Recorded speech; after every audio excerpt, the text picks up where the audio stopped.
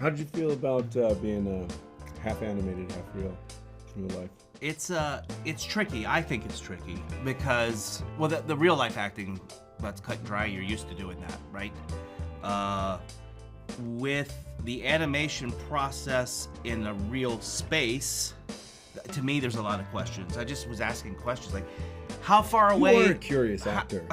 How far away is Stitch at this moment? Do I need to project more? Or is he 10 feet? Is he 20 feet away from me?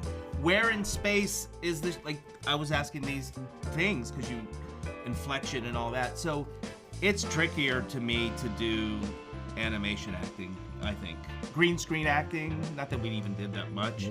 That's You know, the hardest scene was the one where you had to like do it on that green screen. We were on the scooters or something. it's not good. I don't like those. Those are hard to do. Yeah. You're like, oh, just imagine this, and you're like, I feel so forced and. Yeah, and it's also you're sitting there and there's 50 people watching you. Going like. And they're just staring and they're like, maybe they'll write something down. But there's a comedy, like as a comedian, that instant feedback is what you're hopefully used to live. On a movie set, sometimes you don't get that. You get the crew checking their watch or, so you don't know if it's working. To add to Zach's stuff, I'm really more thankful for the animators that were able to pick up on our nuances as the characters that we're trying to build and portray, and they like incorporate that into the film. So half our performances are actually thanks to the animators rather than our performances. The genius of that hand-eye thing that artists do and can draw based on our movement. Like, for instance, whoever draws Homer Simpson when he does like a fall, like that's a genius to me. Yeah. That often when we talk about these movies is often not talked about, like the artists that do this, who did this. And they're always at the end credits. Yeah, small, but they're, to Billy's point, they did more than we did. I was working with 6-year-old Maya. I think a gift, and it reminds me how much joy can be found in working in make-believe land. Like, just, it's like the innocence of just being like, I'm showing up, playing with this thing, and she did it day in, day out. She worked harder than anyone on that movie. And to see her every day coming up with a big smile and a hug, and you'd be like, yeah, this is beautiful. I get to be a part of this too, and I can bring myself up, present myself every day with that kind of energy. So it's actually a gift I didn't realize I was receiving it like every day. Yeah, I think to work with Maya, there was a special energy that she was putting out that, she was born with. And it's a beautiful thing. And I have a son that's Maya's age, and that age 6 is like the greatest age. She's now 8. My son has left home. Hitchhiking. But I think that age and Maya is a real. I don't mean she's a star. She's a great human, and she's got a big future no matter what she does. Well, I don't know if Disney wants me to say this. We shot most of it at Epcot Center. The Hawaiian wing. Working with the locals in Hawaii on Lilo and Stitch was actually, I think it's nice to have a community come around you and support a story, and like if you could be authentic to their environment and their culture. It was actually.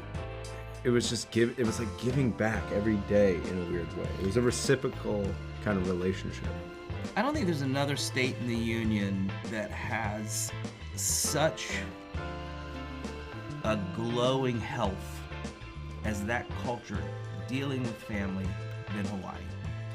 the importance of that. We've kind of lost it, but we all come from cultures mostly that where family was incredibly important. Here in America, it's individualism, and John Wayne and whatever. But family, and that Hawaiian culture, I said it before, the other 49 states could learn from that. To like to be a part of the Disney family. I've done several Disney movies, and you know, when they work, they're really, really fun and special. You know, one of the benefits is that we get to go in the front of the line at Space Mountain, but only Space Mountain. Oh, that's the only one. And it's Space Mountain Paris. And who wants to go to France? To be a part of the Disney family, you know, again, growing up, Disney's, you know, has a legacy of just year after year after year, and to be a part of it. Sounds so stupid. You know, you wish upon a star, and it's like kind of came true. I don't know. It's bringing it all together. I know, it really is this thing that was untangible, and now to be a part of the canon is kind of like, I don't know. It's a gift. I use this word all the time. It's a gift every time I get to be a part of it. Yeah, I think when you reach a certain age, at least for me, I'm just happy to be hired. I don't, like, I'm 55. I'm still kind of working in this, but like it's a blessing to do what we do. Is it fun every time? No, but it's a job. But to tell a story, I remember watching the people that would come to the library and read to me as a kid, and the kids leaning in and listening and being raptured by, like, that's for us storytellers. We hope to. That's all we want. That's all you need. That's it. Yeah, the and greatest that feeling is now with this movie, right? Yeah, the greatest gift is really getting them feedback. Be like, I saw that with my kid, or a kid going, I saw that with my parent, and I had a snuck great into time. that theater. I didn't have to pay. My character, she is a funny, sprunky little girl, and we have a lot in You guys have that in common, that's for sure. We have a lot in common. We like hula, we love our ohana, we love our aina, which is island. Land. Yeah, and we just know that we would do anything for our ohana, even our sisters and little brothers. Yeah. I think same thing with Nani as well. I think that's something that we truly have in common, and I think that Nani is a type A, and I would love to say that I'm still a type A, but I definitely think she's a lot more type A than I am. But she's got a huge heart. She's tough-skinned, and she really just is like living for Lilo at this point in time. And I think that she can be kind of hard-headed and narrow-minded at times because she's trying to focus in on one goal, and I totally get that, and sometimes I'm the same way. And sometimes I think that also the similarity that I think we both have is needing to remember to let go and have fun and like not take things so seriously all the time. That's really what acting is about. True that. No. I don't really think so. I mean, it was like there's an adjustment period for sure. Yeah. But I think also too, I think like that's the basis for acting is Like your you get imagination. to it's all about your imagination, even in fiction stories. Yeah, absolutely. I think that we had to deal with a whole bunch of different types of CGI or VFX type of stitches, whether or not it was a piece of tape or a rock or a ball or a dog or like a random thing on set. Yeah, but I think the most challenging thing was for us to create like a human connection and connect to an inanimate object. So the fact that we had Sarah, our acting coach, and Sarah Seth, Arrington, she is the most best acting coach ever. Yeah, to act against was super, super helpful and changed the game as far as that goes. a dream? It was a dream come true. I don't think there's gonna be the most awesomest movie filmed in Hawaii. And, Yeah. Like has the most important, intelligent story. Yeah. I think it was cool because we got to really highlight a lot of the beauty of Hawaii, but then also Hawaii's values, and we all were taking that into account very deeply. And gosh, I mean, being able to just be surrounded by your community and filming, and then being able to do everything that you want to do and go home, and 20-minute plane ride home to your family is, how do you ask for anything more? I hope they learn how to be more kinder, because we need that in this world, and that they learn the importance about ohana and what it really means, and that we put our heart and our souls into this movie. Yeah, I agree. I think hopefully people will take away how much heart and soul we all put into it, and that that family doesn't have to look like a specific thing to be family. It doesn't have to be related or anything. You can create your own. And I If think your family looks all the same and you're not, that just means that you're the most specialist person in there. Or that there's a family out there for you. Yeah, like a friend. Like Lilo and Stitch. Maybe, Yeah. I don't know, extraterrestrial or not. Who knows? Where do I begin? I mean, it really is a dream come true. I grew up in Colorado. I loved animation. I loved Disney animation, and Hollywood and all that just seemed impossibly far away. So the idea that I was able to work for Disney on things like Lion King and Beauty and the Beast is such an amazing thing.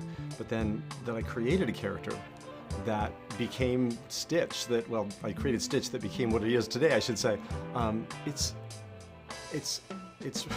hard to quantify, but it's been incredible. And I take a walk. I go anywhere, a grocery store. I go to the airport. I'm on vacation. I see Stitch everywhere, and this is a lesson. You never know who you're standing next to. I can't tell you the thousands of people a year I stand next to that are wearing Stitch or carrying Stitch luggage or something, and I'm like, oh my God. And once in a while, probably once a year, I will identify myself. If I see somebody and I think, oh, I bet they'd be stoked to say hi. So, Stitch is very much like we all are. He has impulse problems, he makes mistakes. And I didn't realize when I was first concocting the character that he was landing in this really amazing place in the Disney universe. I think his closest neighbor would be Donald Duck. Donald creates as much trouble, I think, as he does good things. I think Donald, he is his own worst enemy sometimes, which is one of the reasons I love Donald Duck, and I think people like him in general. He gets mad, he makes mistakes, and he, again, starts trouble. So I think that would be Stitch's nearest neighbor. So he's got this wonderful combination of a deep down good heart, but was designed to destroy. And through Lilo's love, he is redeemed. And he's I think the one and only Disney villain that was ever redeemed and became a hero. I was just thrilled to be invited.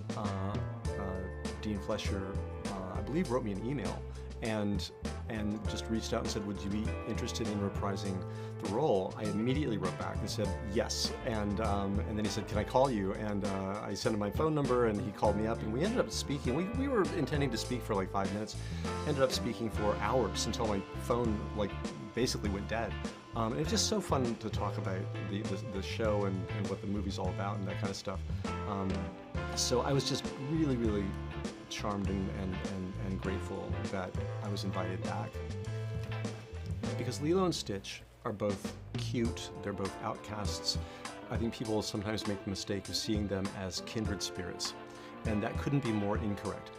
Think of them as salt and pepper shakers. They look really cute together, but inside they're completely different. Lilo is focused inwards on family, on Stitch, and Stitch is focused outwards at the beginning of the story. He's literally designed to destroy. So she's trying to put things together while he's trying to pull things apart. And that's the key to the characters. Jumba and Pleakley are there not just for comedy relief, but they are there to hold those two characters together. If Jumba wasn't like literally threatening to shoot Stitch and take him away, he would run away from Lilo immediately at the beginning of the movie. But they're held together long enough for these two characters to have an effect on each other. And it is Lilo's absolute devotion to and belief in Ohana. She really carries the spirit of it within her. And Ohana is the magical element that changes Stitch. So he's the ultimate orphan and doesn't know it at the beginning of the movie. He has no idea that he's a one-off. There are no others of him. So he has no family to run to. And the moment where he sees this group of characters as a potential family is when he shifts. That's the last magical bit. In the original film, there's a particular moment where he's sitting on the beach and he's watching Nani and Lilo and David, and they're building a sandcastle, and he's been watching them for a while. And it's a very important moment because at that point he comes up, the sun is getting ready to set, it's late in the day, and he comes up with a surfboard and nudges Lilo, and he's wordlessly asking if he can go surfing. And that is such a critical moment because water is so dangerous for him. He's asking to risk his life in order to hook up with this family and be a part of that for just a few moments. And that part always gets to me because there are several things in there that are very personal to me. The fact that he waited that long in the day, it's just something that has happened to me many times in my life, that I've drugged my feet because I'm shy and I'm afraid to say something and I wait too long. And so I wanted that sequence to be, he waited a little too long, almost waited too long, came out there and asked if he could go out, and they invite him out. And so, and that moment for him, until Jumba ruins it by trying to grab him, is one of the best moments of his life up to that point. He really, for just a moment, felt like he belonged to something. So it's that family that begins, like the images of family and everything that exudes family vibes, that is what's beginning to magnetically pull him and interest him in it. And he doesn't know anything about it because he's, I don't think he's been on the earth that long. He hasn't been on earth that long, but he hasn't existed that long.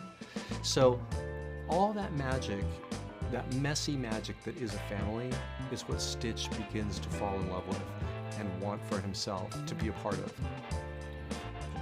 I think that we all are huge fans of the original, so it was always of the top importance to honor the legacy of the original film and what a classic it is. And then at the same time, I think we also have a real respect for the fact that animation is its own medium and live action is a different one, and they do different things better or worse than the others, and so you kind of have to be very thoughtful about the ways that you're translating it. And take every piece of the original that you want to keep, and you got to figure out, why does that work in animation? Is it gonna work in live action? And if not, then you have to figure out something else that will, really apply to live action strengths. And so that conversation really took us in a lot of different directions, and sometimes that meant sticking with the animated film more literally or more one-to-one, and then other times deviating from it in ways that ultimately I think are I'm really proud of personally, and tell a deeper, very emotionally rich story.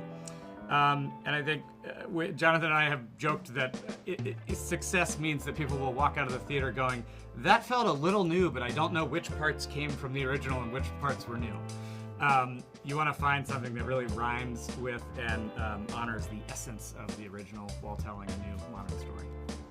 I don't know that it was that much of a decision. I think she Maya, cast herself. Yeah, Maya so. made that decision. The second she sent in her audition, I think we saw that she was very talented. But then we met her in person, and it was clear that she just kind of lit up the room with a real level of like self-possession and precociousness that felt very in line with who Lilo is and why she's such an iconic character.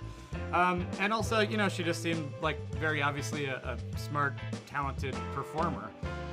She was very willing to, she never acted in anything before, so she was really willing to like throw herself into this process and figure out what it meant to be a film actress. And I think it was also clear to us that as opposed to some of the other people we were seeing, Maya was the one who was clearly dragging her parents to the auditions and not the other way around. Chris Sanders is the creator and voice of Stitch and co-director of the original film with Dean DeBlois. And as part of one of our very first conversations was how do we get Chris Sanders back, not just as a voice, although he is reprising his role as Stitch, but also just to kind of advise us and figure out, gut check things when we were run it by him, but also figure out a little bit more about what led to creating Stitch and how different things informed his creation and his design. And then as a performer, he's incredible. He obviously is the voice of Stitch, but he also gives so much to that character. It's it's full energy, pedal to the metal for hours at a time, and he's so generous. He's the kind of performer when you're like, can I get one more take of that? He'll just riff until you stop him for like 10 minutes.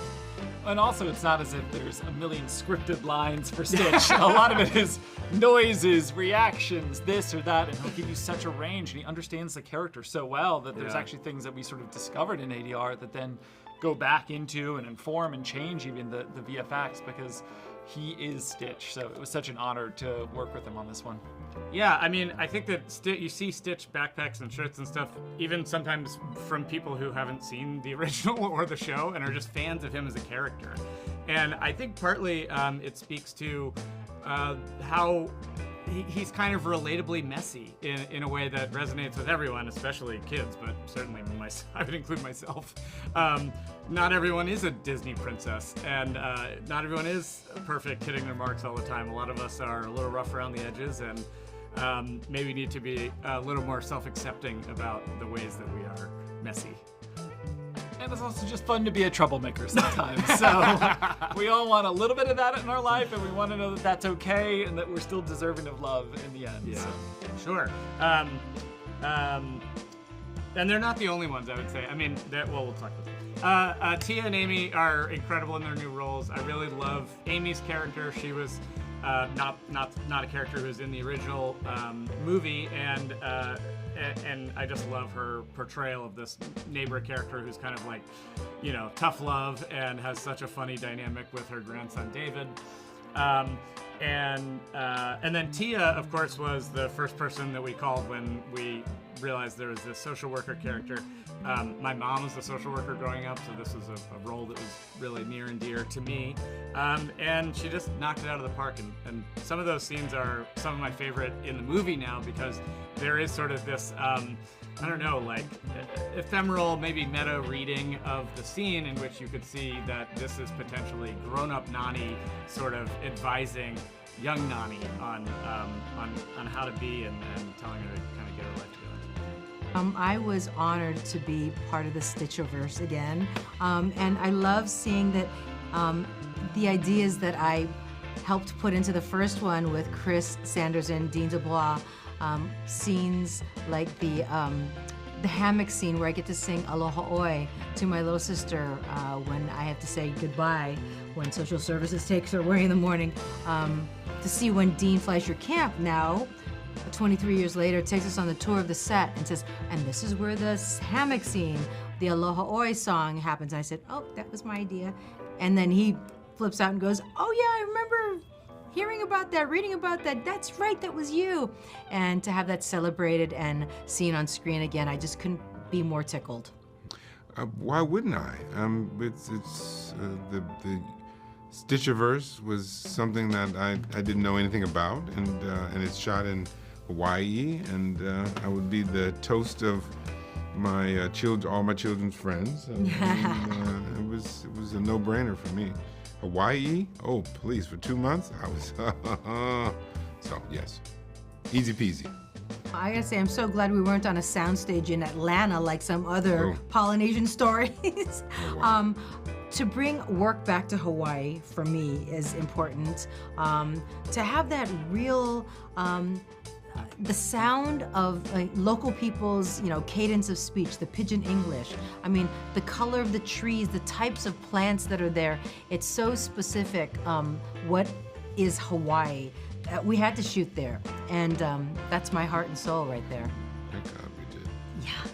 I love Disney movies, and if I go to Disney World one more time, I've been there about 8, 9 times with them, and about 5 times at Disney World with my twin. So we're a huge Disney family. My wife is from St. Pete, which is down the street from Orlando. So we spent a lot of time in Disney and watching Disney films. So what was it like coming home?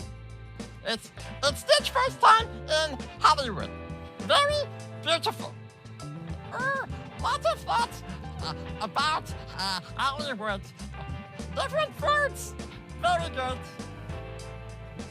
Yeah. Stitch already. Lots of fans. Yeah. Stitch Blue. Stitch from space. Stitch really like food. Lot of stuff to say about Stitch. Lilo is Stitch's best friend. A big part of Stitch, Ohana. Ohana means family. And that means nobody gets left behind. Jumbo, make Stitch little crazy. I feel Jumbo need to relax. Chill pill. Make movie, talk to Lilo, and explore. Stitch in Stitch free time. He likes to do many things, especially talk to Lilo. You're welcome. Mahalo.